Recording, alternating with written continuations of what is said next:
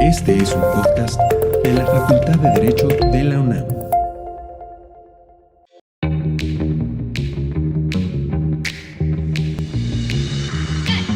En una época en que la posverdad y el algoritmo son la última palabra, te damos la bienvenida a un espacio de diálogo y tolerancia en el que la duda es el comienzo de las respuestas.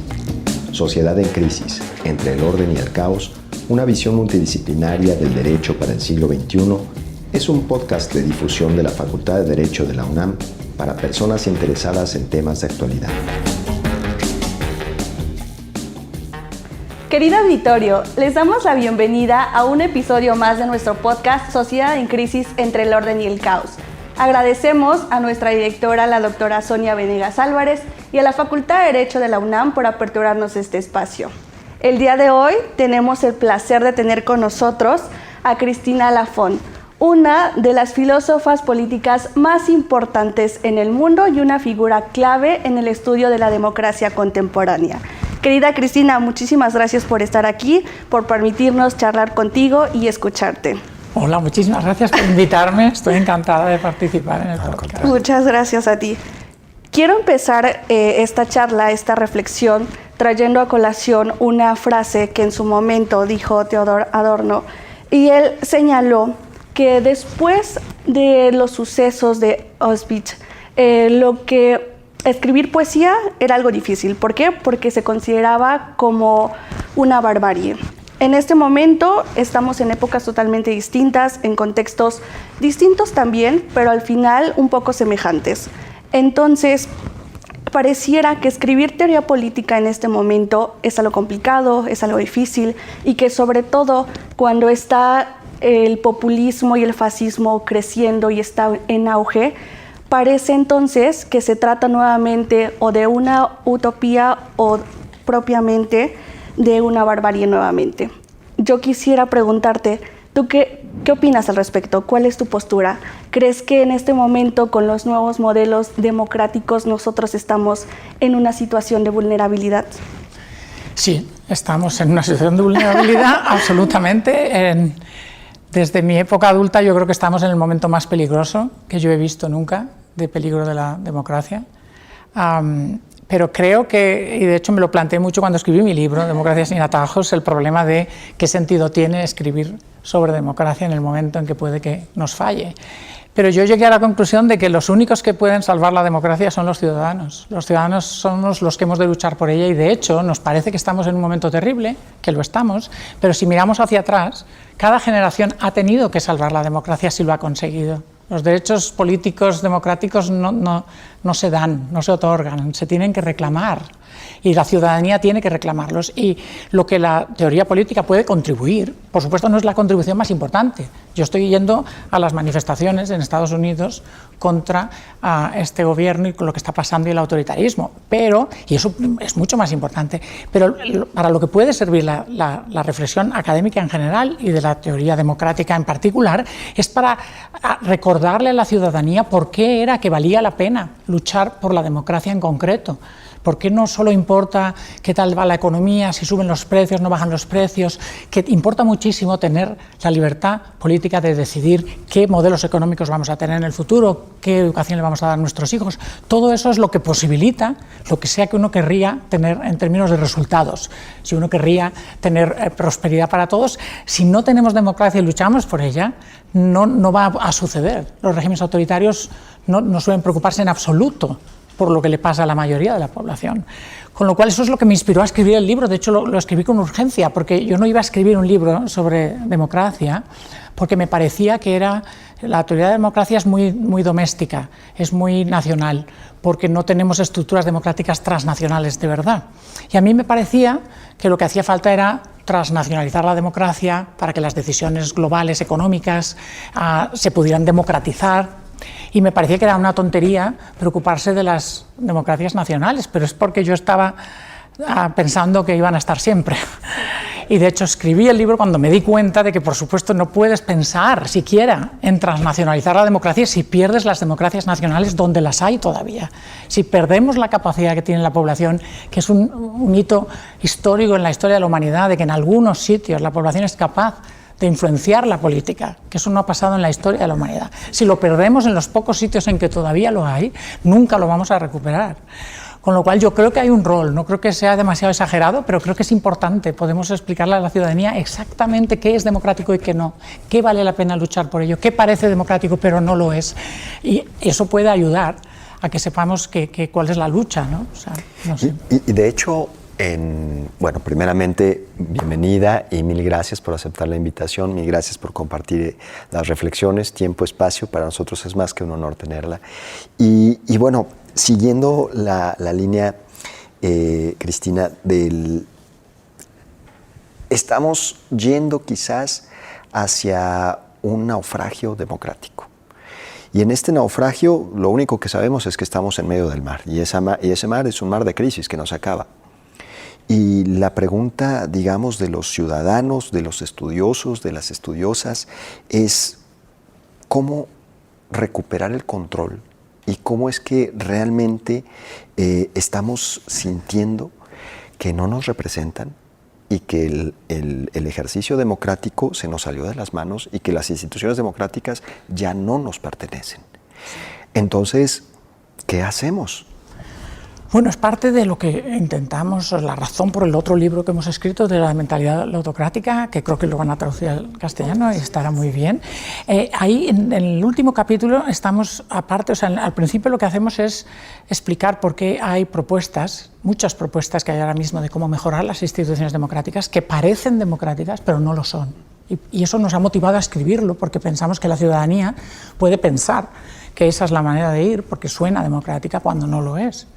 Pero hay otras que sí podrían serlo. Y una que yo pienso que no es una panacea, no es una solución a todo, pero si tenemos en cuenta que el problema es que ahora mismo no tenemos control de las decisiones políticas, a pesar de que podemos estar votando hasta que nos muramos, pero en realidad no tenemos control. También, entre otras cosas, porque las decisiones, por lo menos las económicas más importantes, no están teniendo lugar en el nivel en el que podemos votar siquiera, ¿no? Tú puedes votar en tu país, no puedes votar en el WTO.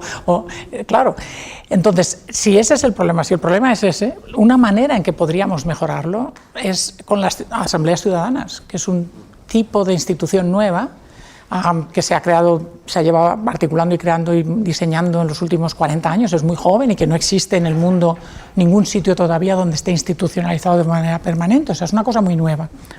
Y yo creo que es muy prometedora porque una de las cosas que podría permitir es que los ciudadanos mandaran sus iniciativas ciudadanas a este tipo de asambleas ciudadanas para que las revisaran, las mejoraran y pasasen a las autoridades correspondientes. Podría ser el Parlamento, podría ser el municipio, podría ser a nivel nacional, podría ser a nivel regional. Y ahora mismo hay muchísimas decisiones políticas que se sabe perfectamente que tienen un apoyo del 80% de la población quiere que sucedan, pero no hay manera con las instituciones electorales, los partidos políticos, o bien les parece que no les conviene, o bien no hay manera de tener compromisos suficientes, etc.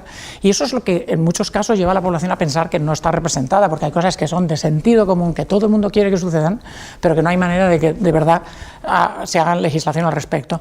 Para eso, las asambleas ciudadanas podrían ser muy útiles porque una vez se conocieran, fueran permanentes, la población supiera que si manda una iniciativa y tiene suficiente éxito y se reforma, se mejora en la asamblea ciudadana y va directo al Parlamento, vamos a decir, o incluso podría haber luego un referéndum, que sí que tendrían lugar, por mucho que a los partidos no les convenga, una vez este canal se hubiera creado para poder hacer iniciativas de manera que podamos directamente conseguir que sucedan, la población se sentiría mucho más empoderada y también le vería más sentido a participar en el proceso político, porque una de las razones por la que la gente está como alienada es que se da cuenta que da igual que yo salga a la calle y pida una cosa porque no va a pasar, ¿no? Si no va a pasar, ¿para qué me voy a involucrar, ¿no?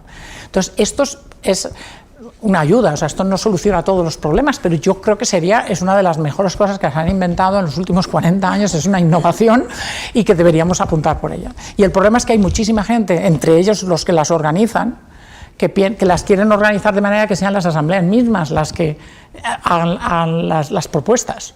Y entonces directamente en el sistema político se decidan, o las decidan incluso las asambleas, con lo cual dejas a la ciudadanía fuera otra vez. Entonces eso ya no es una democracia participativa, que es lo que la democracia debe de ser, ¿no? Y por eso estamos tan empeñadas, yo por lo menos, en que ya que esto está sucediendo, porque la razón por la que se están organizando tanto es porque el sistema político se da cuenta que tiene un problema de legitimidad, de que la población no vota, por ejemplo, porque no le parece que vale la pena, que están alienados, que cuando les preguntan piensan que la democracia no funciona. Entonces se ven en necesidad de legitimarse y están dispuestos de momento a intentar experimentar con este tipo de asambleas ciudadanas. Entonces sería un gran momento para conseguir a lo mejor que esto se institucionalizara y que ayudase a regenerar la democracia un poco, ¿no? Totalmente. O sea, al final creo que en este momento la democracia ha perdido un poco su esencia. Existen muchos ciudadanos que dicen, a ver, la política es un poco complicada, compleja, entonces hay que dejarla en manos de los que verdaderamente saben. Y entonces lo reduces a un grupo muy pequeño, a los políticos de siempre, a los que ya conocemos, pero en realidad todos formamos parte de la ciudadanía, de la población, y como tú decías, al final uno tiene que trascender primero en tu democracia nacional, después para hablar de una democracia ya transnacional. Pero, ¿cuál es el mensaje que tú podrías darle a esas personas? ¿En realidad importa su participación o como ellos creen, no vale más por concentrarse únicamente en grupos ciertamente marcados y pequeños? Absolutamente importa muchísimo. O sea, el problema que hay en muchas democracias hoy en día, y especialmente en la gente joven, es que han tenido el privilegio, que yo lo considero un privilegio maravilloso, de haber nacido en una democracia. Y el problema es como cuando tienes oxígeno. Nadie piensa que el oxígeno importa mucho mientras puedes respirar. Cuando te lo quitan es cuando te has dado cuenta para qué falta hacía el oxígeno, pero normalmente no estás reclamando que haya oxígeno porque está ahí, ¿no? La democracia es igual. Yo nací en una dictadura, entonces yo lo tengo clarísimo lo que significa no tener libertades. ¿Sabes lo que te quiero decir? Por muchas cosas que un gobierno pueda ofrecer, si es completamente arbitrario, puede hacer contigo lo que quieras, no tiene sentido. Entonces la democracia no se la puedes dejar ni a los que saben ni a nadie en general, porque es una manera de nosotros reclamar nuestra libertad, nuestra capacidad de decidir qué va a pasar en el futuro. Eso es para lo que sirve la democracia. Y los que saben supuestamente, sabrán o no sabrán, pero sobre todo tienen sus propios intereses, sus visiones. Y de hecho la ciudadanía no consiste en que el pueblo está de acuerdo en todo y sabe exacto lo que quiere y hay alguien que lo sabe y lo puede hacer. No, nosotros tenemos que pelearnos nuestras diferencias.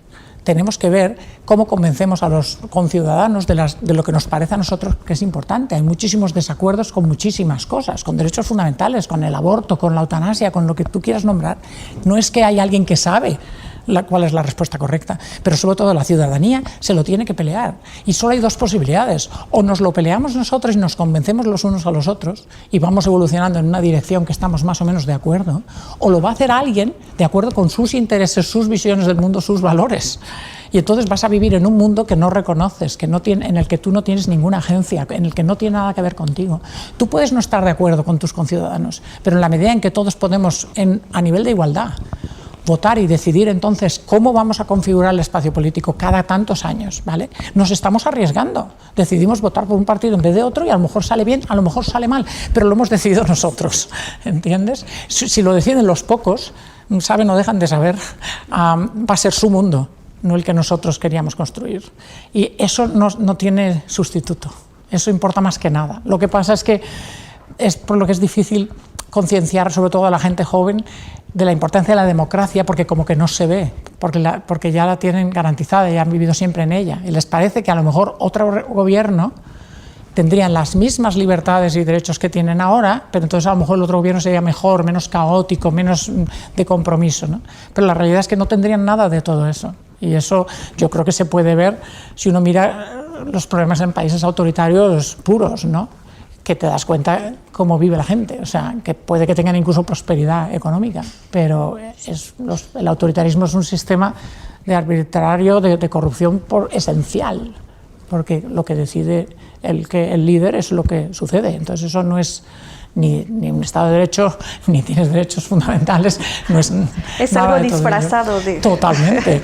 Y ya digo, es difícil notar la importancia hasta que falta. Yo espero que la gente sea capaz de notarlo antes, especialmente la gente que no lo ha vivido, porque claro, hay generaciones que vivieron teniendo que luchar por la democracia, pero hay mucha gente joven que ha vivido ya estupendamente en democracia y no se da cuenta de la falta que hace.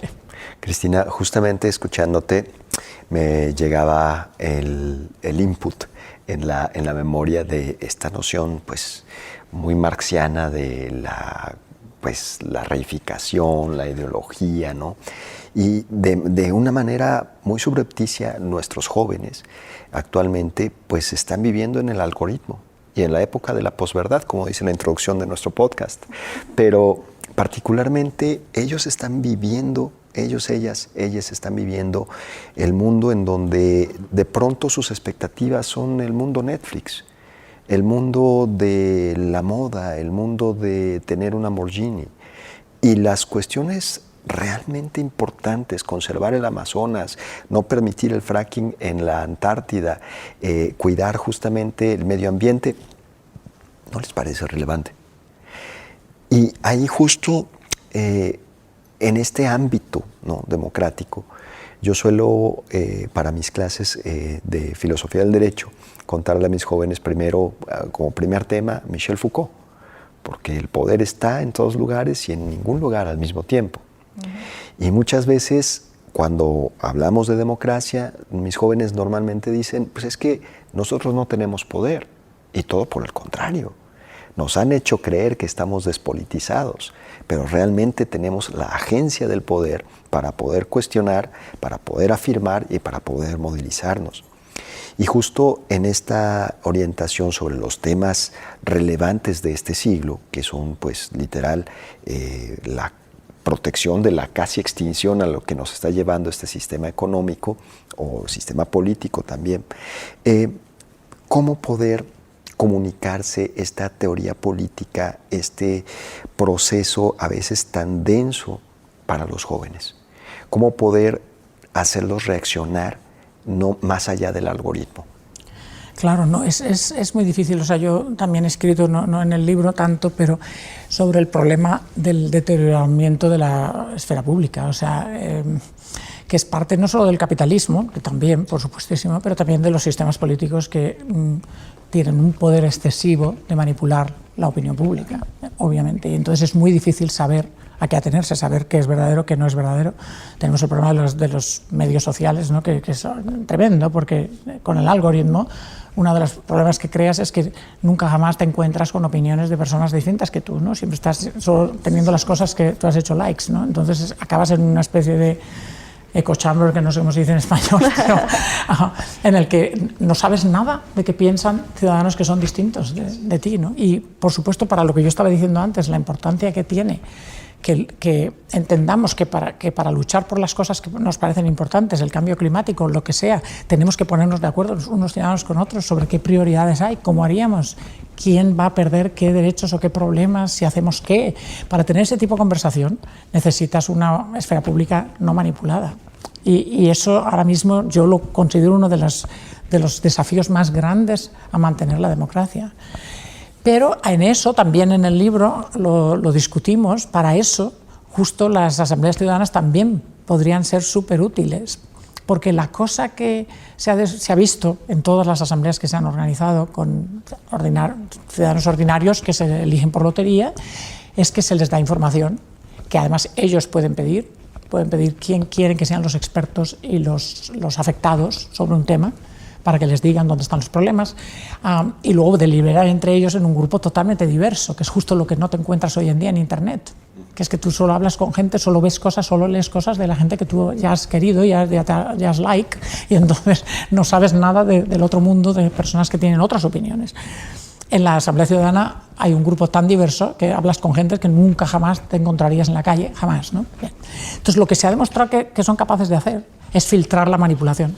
En cuanto los informas y pueden deliberar entre ellos, las cosas que te están bombardeando con el algoritmo, que estás oyendo repetidamente y que al final te las crees a base de repetirlas, ¿no?, desaparecen enseguida en la discusión, porque claro, enseguida aparece alguien que dice, no, pero esto no, porque me afecta así, me afecta así, a mí me pasó esto, a ti te pasó aquello. Entonces todo eso se filtra out, todo eso desaparece. Y cuando ellos te explican para un tema, el que fuera, de cambio climático o de cualquier cosa, de transporte público, de cualquier cosa que es necesaria, ¿no?, cuando ellos explican cuál es el problema, por qué hace falta este tipo de legislación y cuáles son las razones en contra y a favor, a quién le afecta cómo, qué problema va a tener quién, ¿no?, ese tipo de información es valiosísima, es la que tendría que dar lugar en el debate público, y ese es el tipo de información que ahora mismo no podemos acceder. Aunque quisiéramos, es difícil saber qué opinarían los ciudadanos que están en desacuerdo con nosotros de una manera razonada, o sea, habiendo estado informados y sabiendo de qué van, de manera que cuando los oyes entiendes por qué para ellos les afecta de otra manera y puedes cambiar tu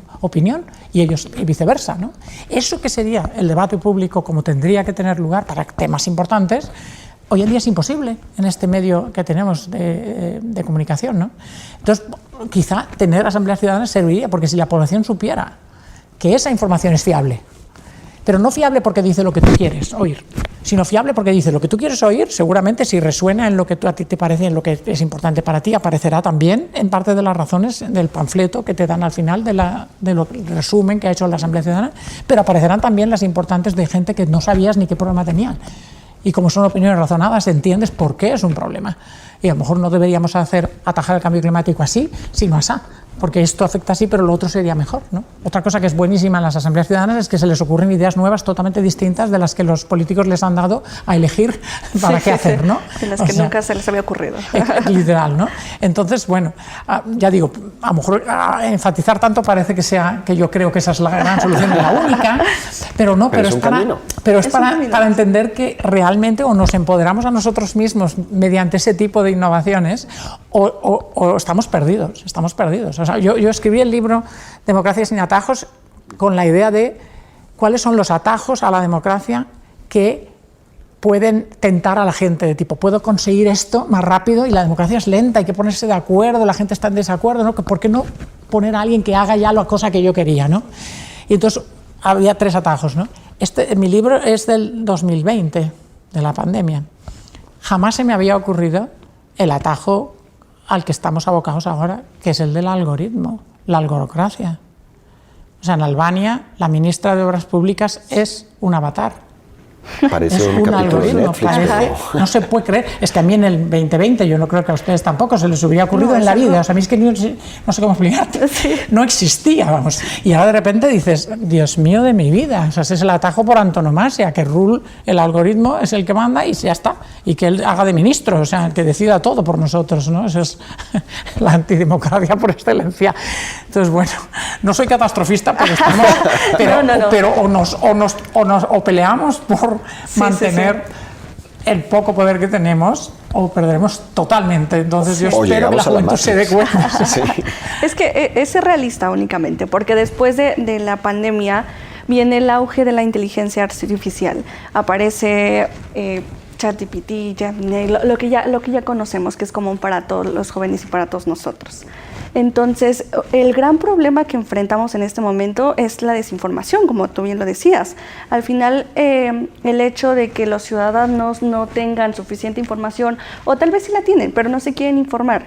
Entonces, cuando hablamos de esa democracia sin atajos, tú mencionas que la forma de legitimar ese modelo tal vez es que los ciudadanos participen, que los ciudadanos sean parte de ello, que critiquen las decisiones públicas para darle esa legitimidad.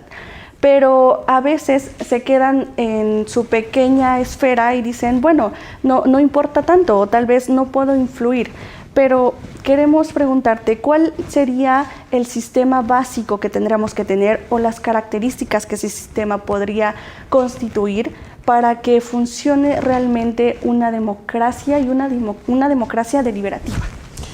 A ver, o sea, yo insisto mucho en el libro porque hay muchos malos entendidos con respecto a qué es una democracia deliberativa. Es decir, y en mi libro lo enfatizo mucho porque pienso que si no se ve como una especie de utopía, pero incluso una distopia, porque lo que yo uso es la frase de Oscar Wilde, que famosamente dijo que el problema del socialismo es que ocupa demasiadas tardes. Entonces, yo eso me lo tomo súper en serio. La gente tiene su vida que vivir y no tiene por qué dedicarse a la política. O sea, para eso tenemos políticos profesionales. Muy bien. Entonces, mi visión no es que todo el mundo tiene que estar deliberando con todo el mundo todo el tiempo. Eso ni es posible ni es una buena idea. No hace ninguna falta. Tenemos que tener una infraestructura que permite que para cosas fundamentales, ¿no?, cuando tus derechos fundamentales, tus prioridades absolutas se ven afectadas, haya una vía por la que puedas hacer que el resto de la ciudadanía preste atención. en el caso, un ejemplo que yo tengo, que presento en el libro, es para lo que puede servir la independencia judicial, ¿no? El hecho de que normalmente tenemos decisiones por mayoría en el Parlamento, etcétera, y la legislación se hace por mayoría, que es lo suyo y me parece perfecto, pero en el caso de que se violen derechos fundamentales, puede haber una minoría de la cual el resto de la ciudadanía o no sabe nada o no entiende cómo se ve afectado y por qué le están violando sus derechos. Entonces tienes un problema que en un sistema de decisión por mayoría, la mayoría sabe que va a ganar. Mi ejemplo era, porque lo he vivido directamente, o sea, el debate, la deliberación sobre el matrimonio homosexual en Estados Unidos. Ese debate propiamente a nivel legal empezó en el año 93. En 1993, el Tribunal Supremo de Hawái decidió que prohibir el matrimonio homosexual podía ser discriminatorio y iría contra la enmienda 14. Eso abrió un debate inmenso, porque si por casualidad Hawái hubiera decidido que tenía que haber matrimonio homosexual, el resto de los estados tendrían que haberlo aceptado también, a los que se casaran. Todo el mundo se podría ir a casarse a Hawái y entonces todos lo tendrían que reconocer. Allí empezó un debate, pero mi visión de la deliberación no es cara a cara, no es todos hablando todo el tiempo. Eso no es como sucede. La cosa es que cuando esto sucedió en el año 93, había como un 80% de gente en contra del matrimonio homosexual. Y si miras el proceso legal que se inició, legal y político, ahora cuento un momento, que fue del 93 al 2014, cuando el Tribunal Supremo Federal de Estados Unidos decidió permitir el matrimonio homosexual, en esos 20 años, yo estoy hablando de una deliberación que tuvo 20 años, donde no estuvo todo el mundo hablando todo el tiempo, ni mucho menos, ni siquiera todo el mundo participó. El problema es que pensar que los que no están hablando unos con otros, no están participando, no están conformando el debate público, es falso. Yo lo digo al principio de todo en el libro. Mucha gente que no le importa la política nada y que nunca ha intervenido en nada puede estar súper empoderada. La opinión pública de la cultura mayoritaria tiene un poder pasivo, no necesita hacer nada, porque es la visión que todo el mundo piensa que es de sentido común.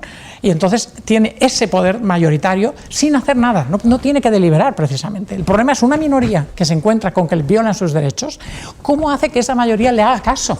Intente, pero no todo el mundo hablando todo el rato, y además no es hablando. Deliberar es, por ejemplo, primero hacer que la gente entienda que hay un problema, ¿vale? ¿Cómo lo conviertes en algo que se ve, que es visible, que se discute? Para eso necesitas películas, necesitas novelas, todo eso para mí es deliberación. No estás dando argumentos en un seminario de filosofía, estás haciendo que la gente entienda qué pasa en tu vida. Eso es lo que hizo la comunidad LGBT, lógicamente mostrar que ellos eran gente perfectamente normal, que tenían familias normales, salir en la tele, estar en las películas. Todo eso es hacer que la gente empiece a cambiar su visión de quién es esa comunidad y por qué tienen derecho a ser como todo el mundo, por ejemplo, etcétera. Así es como yo veo la deliberación, como algo diacrónico que ocupa el tiempo. Hubo gente que no discutió nunca, pero sin embargo ahora mismo, fíjate, lo primero que pasó con la decisión de Hawái, por supuesto, fue backlash, no sé cómo se dice backlash en español, pero lo primero que hizo el Parlamento fue una legislación de prohibir, definir que el matrimonio era entre un hombre y una mujer. Eso es lo primero que hicieron contra esa decisión de Hawái. Luego todos los estados empezaron a querer hacer enmiendas constitucionales votadas por la ciudadanía en contra, lo cual habría parecido que es tremendo, ¿no? Que es peor todavía. Pero claro, eso abrió que la gente, una vez empiezas un movimiento judicial, tienes que dar argumentos legales. No puedes simplemente decir, a mí me es igual, yo simplemente voy a votar el partido que está en contra y me da igual y nadie sabe cómo voto. No, tuvieron que dar argumentos, y cuando empiezas a dar argumentos igual los pierdes, que es lo que pasó. Y entonces la gente joven, por ejemplo, especialmente, que es los que llamamos los que están en la ¿cómo se dice en español? On the fence, ¿no? La gente que no está decidida, la gente joven nueva, son nuevas generaciones, no tienen una opinión todavía de si están a favor o en contra del matrimonio sexual. No es como la gente que tiene 80 años que ha vivido toda su vida en contra, pongamos, ¿no? Estas nuevas generaciones, cuando oyen los argumentos, pues de repente cambian su visión. Cuando ven las películas, es que deliberar es todo ello, es empezar a pensar y cambiar de opinión. Bueno, lo que sucedió fue extraordinario, que en cosa de a los últimos 5 años pasó de estar toda la población en contra a estar la mayoría a favor. Eso para mí es un éxito de la deliberación, pero no hay nadie hoy en día que no tenga una opinión sobre el matrimonio homosexual si tú les preguntas. Por eso han participado, aunque sea pasivamente, de hecho, acabar teniendo una opinión sobre el tema. Para mí eso es deliberar, no es que activamente me voy a un sitio y me pongo a hablar con alguien one on one, ¿no? Entonces, esa democracia deliberativa es posible si tienes instituciones que la apoyan, como por ejemplo tener la independencia judicial fundamental.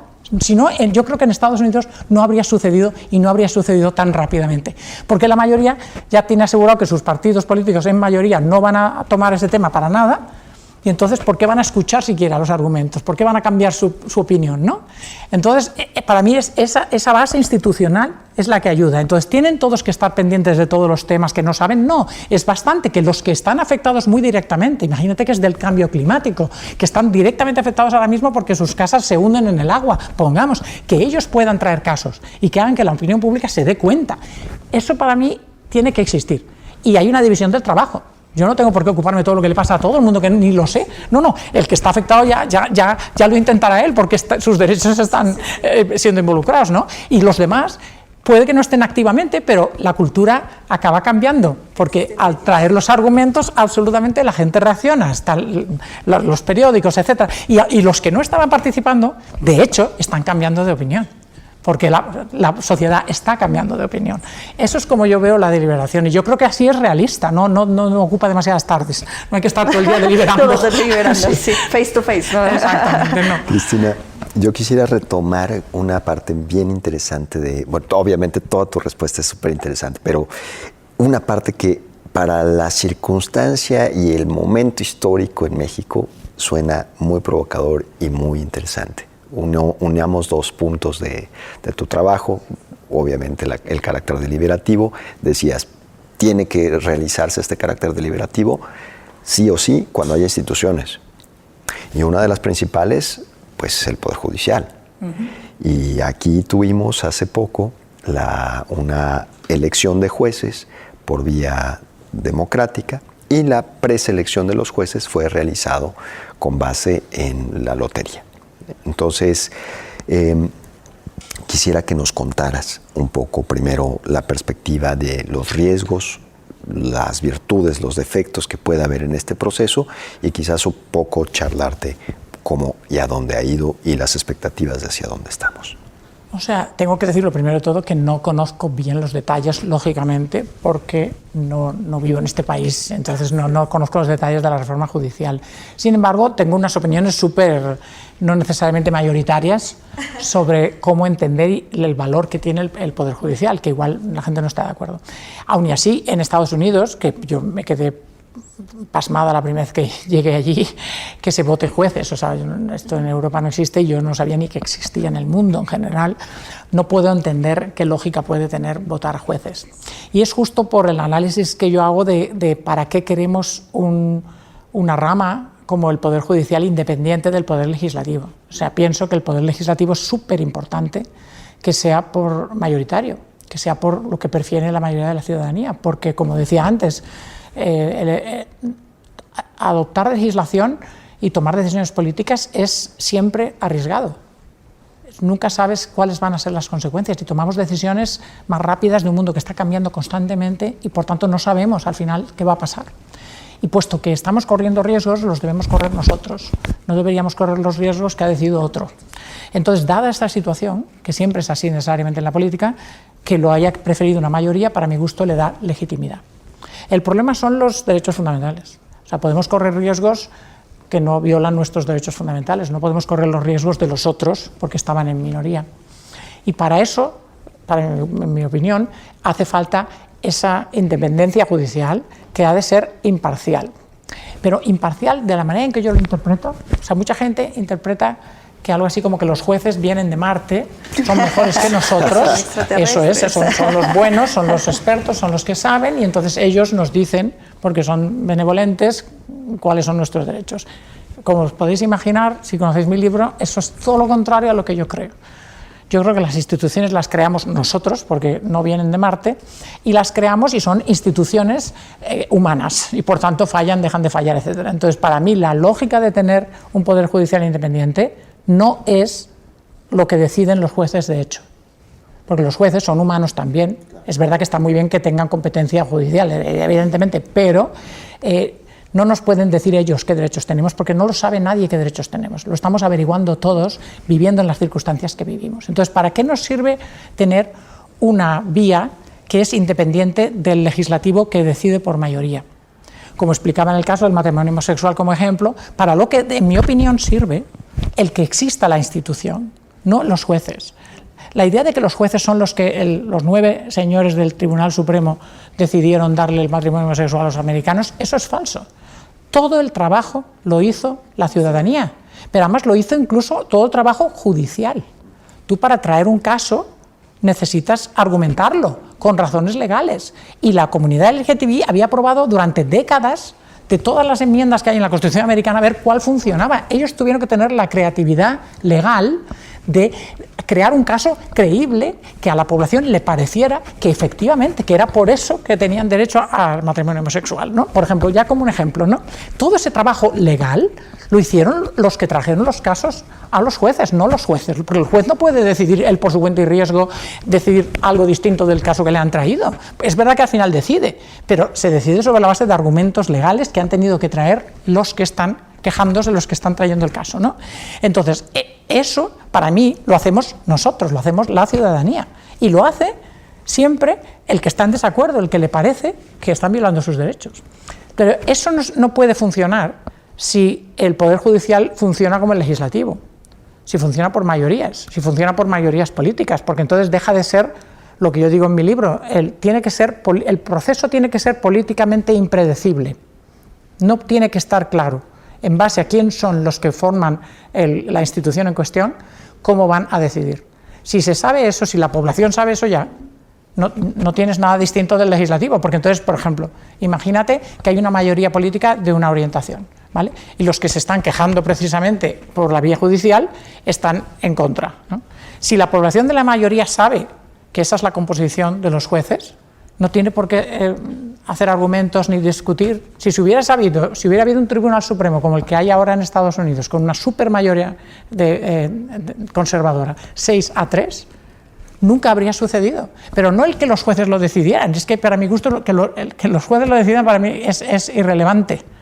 Cuando llega a eso ya es tarde. De hecho, cuando el Tribunal Supremo lo decidió en Estados Unidos, la población ya había cambiado de opinión.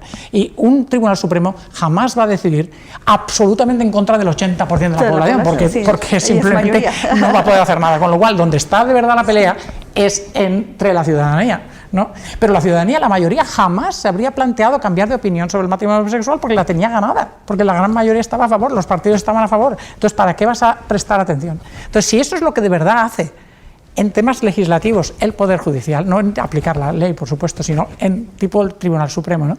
Si es para eso que sirve, tiene que ser políticamente impredecible. Entonces, a mí, poner un elemento de lotería en el Poder Judicial, de hecho, yo estoy de acuerdo. Escribí una opinión para un periódico, porque cuando se vio el problema de que Trump iba a poner 3 jueces extremos y cambiar completamente la composición del Tribunal Supremo, muchos lawyers, abogados, escribieron propuestas de cómo evitar el problema de lo que llaman pack the court, ¿no? De que se pueda hacer que una corte ya sea políticamente predecible porque se sepa qué orientación política tiene. Entonces, una de las propuestas era que en vez de haber los 9 jueces que hay, o con 9 o con 7, daba igual, no me acuerdo exacto porque eso puede cambiar, pero que hubiera siempre 4 jueces, creo que era, con un término determinado, o sea, por supuesto que no tuvieran tenure de por vida, sino que fueran, yo qué sé, 10 años, 7, lo que fuera, pero que hubiera 4 de ellos elegidos de entre todos los jueces que hay en los tribunales de apelación, por lotería. Y entonces vas cambiando, pongamos, tienes 7 y 4, 11, pongamos, esto me lo invento porque no me acuerdo exactamente lo que proponían, tenía un número exacto, pero por supuesto es contingente y no importa tanto. La cosa es que tienes un número fijo que está cada 10 años, vamos a decir, pero entonces tienes 4 que cada vez cambia. Eso haría el Tribunal Supremo totalmente políticamente impredecible. Absolutamente. Con lo cual, para lo que sirve no es cómo iba a decidir cada Tribunal Supremo, es que para mi gusto el Tribunal Supremo puede decidir lo que quiera. A la larga, en estas peleas fundamentales, depende de lo que la ciudadanía acabe creyendo. Un Tribunal Supremo no tiene ni el monedero ni la espada.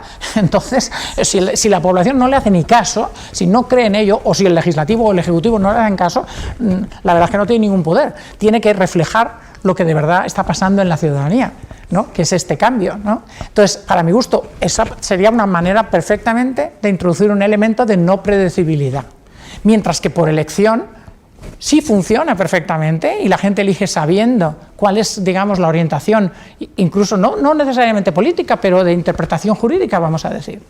Entonces no tienes un Tribunal Supremo que refleja todas las opiniones de la ciudadanía, sino que tienes uno que refleja el de la mayoría, pongamos, ¿no? O el de la mayoría más activa, o del que fuera. Con eso rompes la labor que tiene esa institución, porque entonces ya no es contramayoritaria, sino que ya es mayoritaria. O sea, en mi opinión, eso es lo que yo creo. Claro, como no conozco los detalles de la reforma en México, no lo sé, pero que desde luego no veo cómo se puede justificar elegir jueces por vía de elección, porque entonces tendrían que prometerte cosas, o sea, se convertirían en políticos. Pero entonces es redundante, me refiero. Entonces tienes dos legislativos, ¿para qué sirven? Es un absurdo, ¿no? Digamos. Entonces no tiene sentido, porque creo que se llegó a un punto en el que se confundió totalmente y dijo, a ver, si los vas a escoger de manera popular, entonces los estás convirtiendo en políticos verdaderamente. ¿Y para qué te sirven? Para nada. ¿Por qué? Porque ya tienes a alguien que cumple esa función. Y llegamos a tal punto de confundirlo y decir, bueno, es que nosotros queremos democratizar las cosas y democratizarlas a través de algo totalmente extremo que puede llegar al populismo. Y ese populismo en realidad no es populismo, porque tú bien hablabas hace rato y decías, es muy fácil disfrazar. Y disfrazar entonces, cuando verdaderamente ves que esa persona concentra el poder y que tiene control absoluto sobre todo, entonces ya no es verdaderamente un populismo o una democracia, sino que se convierte en algo más que se llama totalitarismo. Entonces, creo que ese fue nuestro gran error, al menos viéndolo nosotros desde nuestra perspectiva. Tal vez tú no tengas el contexto, pero creo que el hecho de que haya personas desde fuera viéndolo también es importante, conocer lo que ustedes opinan. Es que, mira, déjame que añada una cosa, que aunque no conozco los detalles, y esto lo hablo ya como ciudadana de mi país, que yo soy española, una preocupación posible respecto al Poder Judicial o a cualquier órgano que tenga poder, que se puede llamar democratizar, un sentido en el que puedes decir que un órgano no es democrático, puede que no sea en el de que no hay una mayoría política clara, ¿vale? Ese es un significado de democracia para el legislativo, pero no es el único significado. Yo me puedo imaginar perfectamente una preocupación, porque la ha habido en mi país, de que debido a situaciones históricas tengas un grupo de individuos que pueden ser jueces, pongamos, que no sea representativo de la diversidad de la población. Eso nosotros, con la herencia del franquismo en España, lógicamente teníamos el problema de que la mayoría de los jueces venían del franquismo, ¿no? Entonces, ¿cómo solucionas ese problema? Ese es un verdadero problema y es democrático, es de inclusión. Es un problema de que no puede ser que la carrera judicial esté siempre sesgada con un tipo de opinión, porque tú necesitas, no que sea democrática, pero sí que sea inclusiva, que refleje a la diversidad de la población. Entonces, yo creo en ese problema, creo que es verdadero y creo que hay que solucionarlo. Lo que no veo es cómo lo solucionas por elección. La manera de solucionarlo es lo que está intentando España, que es difícil, pero es siempre, como siempre, el problema son los atajos. El problema es creer que hay una manera corta y rápida de solucionar un problema como ese. Esa es la tentación por antonomasia antidemocrática. El camino democrático siempre es largo. La manera, en mi opinión, de solucionarlo es abriendo la carrera judicial para garantizar que cualquier persona tiene acceso a la carrera judicial. Y te garantizo que si consigues acceso, que es como todo, es como en la educación, es como en todo, si consigues acceso, por naturalidad habrá jueces de todos los tipos y de todas las orientaciones, y entonces tendrás la no predecibilidad política que estábamos buscando perfectamente. Porque es verdad que aunque no se elijan por elección y aunque se elijan por méritos, si tú tienes un sesgo de acceso, por ejemplo, no va a servir de nada. Los jueces van a ser parte de un tipo de parte de la sociedad y no de toda, ¿vale? Con lo cual el problema es real, pero la manera de solucionarlo no es por elección, porque yo no veo cómo solucionar eso. Si el pool de acceso no es universal o no es suficientemente inclusivo, puedes votar o puedes hacer lo que quieras, no vas a solucionarlo, de hecho vas a empeorarlo, ¿no? Pero el problema es genuino, pero no hay que tener prisa, eso va a ser como mínimo una generación, pero lo que tiene que hacer un gobierno responsable, en mi opinión, es garantizar que hay acceso para todos a la carrera judicial. Con eso ya has solucionado la cuestión sin abuso de poder, creo yo, no sé. De hecho, pues eso podríamos interpretarlo como en el caso que Isa está exponiendo, pues es uno de los atajos que se toma esta democracia, ¿no? En donde, bueno, necesito una posición mayoritaria dentro de mis decisiones de políticas públicas, necesito fortalecer mi corte, entonces hago una orientación, ¿no? La oriento hacia un punto. Pero justo, no solamente en México, sino es un rasgo que nos está preocupando a todos, a todas, a todos, como una reflexión internacional. Nos estamos moviendo hacia el ejercicio del populismo por un lado, del fascismo por el otro, y ambas tienen un camino y es el control de las cortes y el control institucional. Entonces, ahí, ¿cómo zafarnos de este control institucional? No quiero llegar a los puntos que obviamente, ¿no? Desde la tradición de la Escuela Crítica de Frankfurt, pasando por Habermas, etcétera, sabemos que los derechos no se defienden solamente en las cortes. Muchas veces hay que pelearlos en la calle y hay que pelearlos como están haciendo los compatriotas mexicanos también en Estados Unidos y los compatriotas colombianos en la frontera mexicana, ¿no? Se están teniendo que utilizar todas las herramientas materiales, jurídicas y políticas. Pero ¿hacia dónde estamos yendo en esta debilitación de las instituciones democráticas? Y tristemente parece ser que estamos andando, caminando, allanando el camino hacia un ejercicio, yo no sé si totalitario, pero quizás sí más autoritario. Entonces, la pregunta que quisiera lanzar es, ¿cuál es la condición mínima que debería de tener las instituciones para cumplir realmente la participación deliberativa en vez de neutralizarla? No, absolutamente. Es verdad que la vía judicial no es la única. Quizá en casos de emergencias y de grandes crisis no es la mejor, pero para el día a día es fundamental, para el proceso por el que hemos ido cambiando nuestra visión de qué derechos tenemos y por qué, a qué derechos le debemos reconocer a otros, etc. Para todo este cambio es súper importante. Y el problema que estamos viendo es que no es tan fácil comunicarle a la población por qué importa tanto el Estado de Derecho. O sea, de hecho, yo estoy viviéndolo ahora en Estados Unidos en las manifestaciones, se está probando de todo a ver cómo conseguir que todo el mundo se unifique para el problema del problema que es el autoritarismo de Trump, o sea, de este tipo de gobierno, ¿no? Y claro, sacar a la gente a la calle por el Estado de Derecho es muy difícil, a no ser que sean juristas. En general la población le parece abstracto, no sabe de qué estamos hablando, no sabe qué significa la expresión rule of law, qué es esto, ¿no? O sea, no es el mejor moto para hacer manifestaciones en la calle, ¿no? Pero en realidad el problema es que esa es una de las maneras más rápidas, más claras de detectar el paso al autoritarismo. Es muy difícil detectarlo en otras cosas, porque en lo que es legislación, que siempre va por mayoría, con compromisos, realmente es muy difícil saber por qué va a ser algo más autoritario que otra cosa, ¿no? O sea, en la época, por ejemplo, en España, después de la dictadura de Franco, que tuvimos, no me acuerdo cuántas, pero vamos, décadas y décadas de supermayoría del Partido Socialista, ¿no? Entonces, claro, el Partido Socialista, como tenía una super mega mayoría y apoyo de la población absoluto, podía hacer lo que quería. Y lo pudo hacer durante décadas. Para los que estábamos de acuerdo nos parecía fenomenal, para los que no estaban de acuerdo seguro que les parecía menos.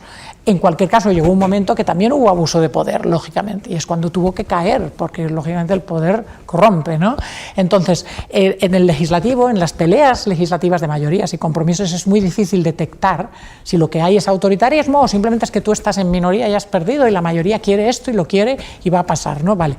Pero justo la independencia judicial es ese sitio donde se discierne entre lo que quiere la mayoría y es legítimo y lo que quiere la mayoría y a lo mejor no es legítimo. No está claro, depende, porque minorías también pueden no tener razón. Los que más han usado la enmienda 14 del requisito de igualdad y no discriminación en Estados Unidos, una vez se pasó que era para los no esclavos, no para los afroamericanos, los que más lo han usado son las corporaciones y no los afroamericanos. Eso es tremendo, por eso te digo, nunca se sabe, ¿entiendes? Entonces hay minorías como las corporaciones que quizá no tienen razón, pero hay que peleárselo, hay que verlo, hay que revisarlo, hay que verlo, ¿no? Entonces, esa importancia que tiene la independencia judicial para la democracia no es tan obvia a la ciudadanía como el oxígeno, no es tan obvia cuando la tienes, es súper obvia cuando la pierdes. Ese es el problema, ¿no? Pero vamos, de alguna manera sí que se sabe, o sea, se vio el problema en Israel, se vio cómo salieron a la calle la ciudadanía en contra del ataque populista a desmantelar el Poder Judicial, ¿no? Antes de la guerra, o sea, fue muy visible. El caso de Hungría se ha discutido muchísimo en Europa, incluso a nivel de los países europeos, poner presión, no pasar fondos europeos a Hungría, o sea, sí que hay conciencia, ¿no? Pero, por ejemplo, en Estados Unidos no está tan claro si la población se da cuenta de qué problema tan grave es eso, porque ha habido tanta pelea para conseguir una supermayoría del Tribunal Supremo que la gente se da cuenta que es un problema, pero no sé cuánta cuenta se dan, ¿no? Y me imagino, como siempre, desgraciadamente, que cuando la ciudadanía va a poder intentar responder es cuando empiece a ver las consecuencias. Lo que pasa es que eso puede ser demasiado tarde. Es una reacción retardada. Sí. Y ya no sirve para nada. Y eso es el problema, que quizá ya para cuando vas a reaccionar es que cuando el poder lo pierdes ya no lo ganas, especialmente cuando es el de la ciudadanía. Por eso es importante, yo creo que nos pongamos claramente a dejar de hablar solo entre académicos y nosotros mismos, ¿entiendes? Y difundirlo, porque es súper importante, súper importante. Pero bueno, yo sí confío en la población en general. Yo creo que la población es inteligente, se da cuenta de las cosas, se ve afectada por las decisiones y yo creo que, no sé, yo tiendo a confiar, pero bueno, habrá que ver. Es importante hacerlo porque de verdad nos está yendo no solamente el futuro, la vida, sino las nuevas generaciones de por medio, ¿no? Totalmente. Y si dejamos que las decisiones las tomen los que tienen el control, los que tienen el control económico, global, etcétera, pues solamente nos quedan dos cosas, ¿no? Una fase de guerra interminable y una fase de explotación que no nos va a llevar a ningún lado. Entonces, por desgracia, en el contexto no queremos terminar de manera tan trágica, pesimista, ni mucho menos, pero creo que nos adviertes puntos muy importantes y rutas justamente que nuestras juventudes pueden abrevar de ello. Yo quisiera, antes de terminar con una última sección que tenemos en estas entrevistas, hacer una pregunta sobre qué les dirías justamente a los estudiantes universitarios, los estudiantes y no estudiantes, sino las juventudes en general, sobre las expectativas que nos creamos al respecto de las realidades en la democracia, pero también en cuanto a nuestras expectativas como seres humanos que vivimos en sociedad. Mira, yo les diría una cosa que me llegó al alma. Fue una poesía de esta poeta que han hecho ahora, que hicieron poeta laureada, que leyó un poema cuando acabó la administración de Obama, si recuerdo bien, ¿no? Y tenía una frase que no sé muy bien cómo traducirla, porque era en inglés, ¿no? Pero dijo que, o sea, la voy a decir en inglés, luego la intentamos traducir para que suene poética por lo menos, pero decía que "Our blindness are their burdens". Nuestras cegueras son sus sobrecargas. Eso es lo que mi generación, que ha hecho muchas cosas mal, sobre todo especialmente relativo al cambio climático, sin duda, le diría a las juventudes es que todas nuestras cegueras, todo lo que no hemos visto a tiempo, todo lo que hemos hecho mal, son las cargas que tenéis vosotros ahora. Y lo único es que la juventud es el momento para tener la energía y la capacidad de llevar esas cargas y tirar para adelante. La juventud siempre ha cambiado el mundo. Los viejos ya no lo cambiamos. Entonces pienso que tienen que hacerse cargo de su futuro y que es una pena que no les hemos dejado un futuro mejor, verdaderamente, pero a ellos les va a pasar lo mismo, por supuesto, pero sí, son ellos los que son la esperanza y yo sí creo en ellos. Lo que pasa es que, o sea, el tema de inteligencia artificial, etcétera, o sea, si no somos capaces de controlar para dónde va a ir una cosa tan tremenda como la inteligencia artificial a tiempo, puede que esta ceguera nuestra sea una carga tan grande que no la pueda sobrellevar la próxima generación. O sea, pero bueno, los que ahora son jóvenes son los que todavía están a tiempo. Y siempre lo han sido. La generación del 68 cambió el mundo, eran los jóvenes los que la cambiaron. O sea que yo soy optimista, pero para eso han de de dejar de estar mirando los shiny objects, tienen que desconfiar del capitalismo y de los social media y ponerse a remangarse y salir a la calle. Yo creo que es la solución. Y algo que me gustaría agregar, y como siempre les digo a mis alumnas, alumnos, pues a lo que nosotros nos toca a los profesores es sacarles filo, porque lo van a necesitar allá afuera. Totalmente. Y no necesariamente en los tribunales. Totalmente, pero también... A nosotros nos toca hacer el trabajo de campo, literal. Estar ahí y luchar, porque al final somos la nueva generación los que estamos. Creo que ustedes han hecho muchísimo al darnos todas las herramientas necesarias, tanto académicamente, formarnos, para salir al mundo y decir, está pasando esto, reaccionen, por favor, es un momento, vamos. Absolutamente. Sí, pero bueno, ya no seamos tan pesimistas en este momento. Sí, yo creo que no. No. El pesimismo vamos a salir adelante de toda esta crisis. Pero bueno, vamos ya a la sección final, que siempre hacemos unas preguntas, digamos, ya no tiene que ver nada con el tema, son un poco más cuestiones personales, digamos. Entonces, es nuestro toque final. Vale, muy bien. ¿Quieres empezar tú, Isa? No, ¿O empiezo yo? Sí. Bueno, son preguntas que realmente nos interesa más lo que se advierte de momento más que algo pensado. Así es de que, ¿Carlos Marx o Kant? Uf, qué horror, no me hagas elegir, ¿no? Bueno, Carlos Marx es la razón por la que yo empecé en filosofía, porque me parecía que obviamente para cambiar el mundo primero había que entenderlo. Y eso que lo que había dicho Marx era lo contrario, ¿no? Pero Marx era mi modelo, porque a mí me pareció que él lo había intentado entender y entonces había intentado cambiarlo, y ese era mi modelo. Esa es la razón por la que yo empecé en filosofía. En concreto, en la época mía, claro, lógicamente después de la dictadura de Franco pensábamos que todo era posible, y Marx era el modelo. Pero claro, hoy en día Kant es el amor de mis amores. O sea, por supuesto Kant tiene muchos problemas, Kant era un racista, Kant era anticolonialista, pero por las razones que no son, precisamente según parece las nuevas cosas que están sacando, justo era anticolonialista por racista. Exacto. Sí, eso es verdad. Sí. Bueno, vale, lo dejamos en empate. Exacto, empatados. Sí. ¿Pesetas o euros? Que euros, por supuesto, porque bueno, no es ni siquiera original, porque yo creo que todos los españoles de mi generación han tenido toda la fe en el proyecto europeo como proyecto democrático y transnacional, como proyecto válido. En esa medida, euros, absolutamente. ¿Acción comunicativa o conocimiento e interés? Acción comunicativa. ¿Quesadillas o tapas? Por Dios. Vamos a ver. Hombre, en general supongo que tapas, que incluirían quesadillas perfectamente, pero si a las quesadillas le pones queso de Oaxaca, me lo pones súper difícil porque amo el queso de Oaxaca. O sea que ambas. Ambas. Excelente. Y en el mismo plato. Claro, se mezcla muy bien con tapas.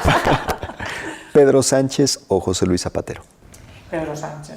Sabe sobrevivir la política, tiene instinto, sabe hacer compromisos también. O sea, yo lo admiro políticamente en ese sentido, no solo por las políticas, sí. Zapatero lo hizo bien, pero prefiero a Pedro Sánchez. Cristina, muchísimas gracias. De verdad ha sido todo un placer, todo un honor el compartir, el deliberar y el charlar con ustedes, contigo.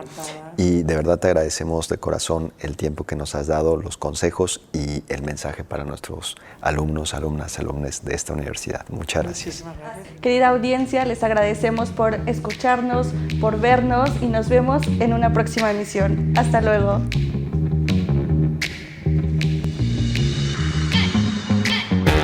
Porque toda crisis nos empuja a una nueva era, este podcast Entre el Orden y el Caos es un espacio donde el pensamiento crítico y el debate de las ideas son aliados para reflexionar y cuestionar sobre nuestros tiempos.